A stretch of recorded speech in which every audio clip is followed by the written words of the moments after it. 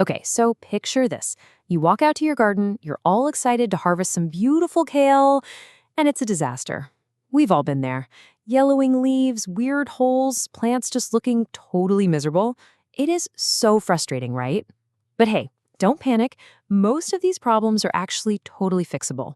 You just need to know what to look for. So let's start gathering some clues. You see, your kale is trying to talk to you. You just have to learn its language. And these three main symptoms, yellowing leaves, holes, and those curled up leaves, they're the key signals we're going to investigate.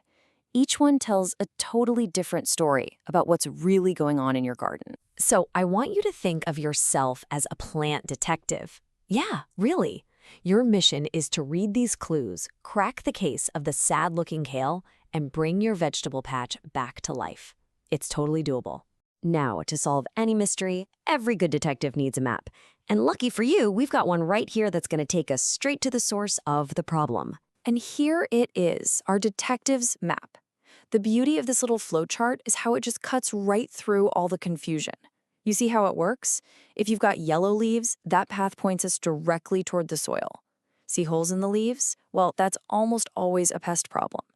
And those curling leaves? That's your kale's way of screaming for help against some kind of environmental stress.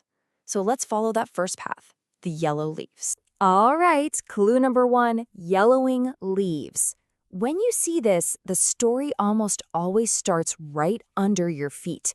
We are heading to the primary scene of the crime, the soil itself. So who are our main culprits here? Well, if the oldest, lowest leaves are the first to turn yellow, that is a classic textbook sign of nitrogen deficiency. Kale is a hungry plant. Now, if the veins on the leaf stay green but the tissue between them turns yellow, you might be looking at a magnesium issue. But you know the most common mistake? Overwatering. The easiest way to check is to just stick your finger about 2 inches into the soil. If it feels soggy, you're basically suffocating the roots and they can't absorb any nutrients at all. Okay, so here's our game plan. First, try giving your plants a little snack. Some good compost or a liquid fish emulsion works wonders. If that doesn't fix it, a simple soil test will tell you exactly what's missing. And for that super common issue, just adjust your watering schedule. Remember, the goal is for the soil to be moist, but never, ever soggy. All right, on to case number 2, holes in the leaves. Now, unlike our last mystery, this one is a full-on crime scene, with tiny little culprits leaving everywhere. The perps are pests, and our first job is to figure out who they are. Let's look at the usual suspects, shall we? First up, flea beetles. They're these tiny, shiny little guys that jump when you get close, and they leave dozens of small shotgun-like holes. Then you have cabbage worms. Those are the little green caterpillars from those pretty white butterflies you see fluttering around. They chew big, ragged holes and leave behind these little green droppings. And aphids, they're tiny, soft-bodied bugs that hang out on the underside of leaves, causing them to pucker up and leaving behind this sticky stuff called honeydew. Each one of these pests has its own unique signature. And here they are, our main offenders. Look at that tiny flea beetle. He's the one responsible for all those small, scattered holes. And right next to it, that plump little cabbage worm who's munching away, creating much bigger, more destructive damage. Getting a good look at them like this is going to really help you know exactly what you're looking for in your own garden. But luckily, you have a whole toolkit for organic pest control. And listen, the absolute best defense is always prevention. A floating row cover, put on from day 1, physically blocks them from ever getting to your plants.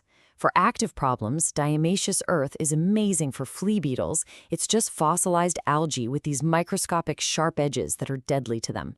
And for caterpillars, use a targeted organic spray like BT. It's a naturally occurring bacteria that only harms caterpillars and leaves everything else, bees, ladybugs, totally alone. Okay, on to our final clue, curling leaves.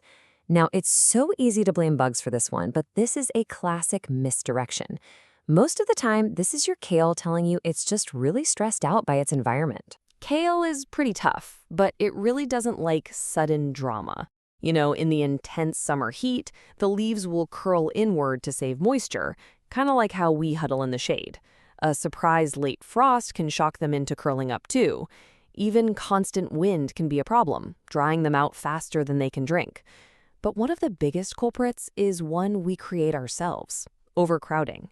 It just forces the plants to compete for light, water, and nutrients. So the fixes here are all about making your plants more comfortable. First, give them some personal space. Thin your plants out to about 12 to 18 inches apart to get that air flowing. Second, tuck them in with a nice thick layer of mulch. This is fantastic for keeping the soil cool and moist. And if you're in a really hot climate, a little afternoon shade from a simple shade cloth can make a world of difference. So, after all your detective work, you face the final big question: is this plant actually worth saving, or is it time to cut your losses and just start over? This simple guide makes that decision so much easier. You prune if the damage is pretty minor. A few yellow lower leaves you can just snip right off. You compost the whole plant if it's got a really bad pest infestation or disease that could spread to its neighbors. Think of it as a tactical sacrifice for the good of the whole patch. And it's time to replant if you see any signs of root rot or if the plant is just so stunted that it's never going to truly thrive. Of course, the best medicine is always prevention. So here are the 4 golden rules for happy kale. 1. Don't overfeed it, especially late in the season. 2. Don't crowd your plants. 3. Do not ignore a small pest problem until it becomes a huge one. And 4, absolutely do not skip crop rotation. Planting in the same spot year after year is basically putting out a welcome mat for soil diseases. And here's something I really want you to remember. A few holes from pests or a slightly yellowed leaf does not mean your harvest is ruined. Not at all. As long as the plant is generally healthy, you can just wash those leaves really well and enjoy them. A little cosmetic damage is just part of the gardening adventure. And that's really the secret, Gardening isn't about achieving perfection. It's about observation.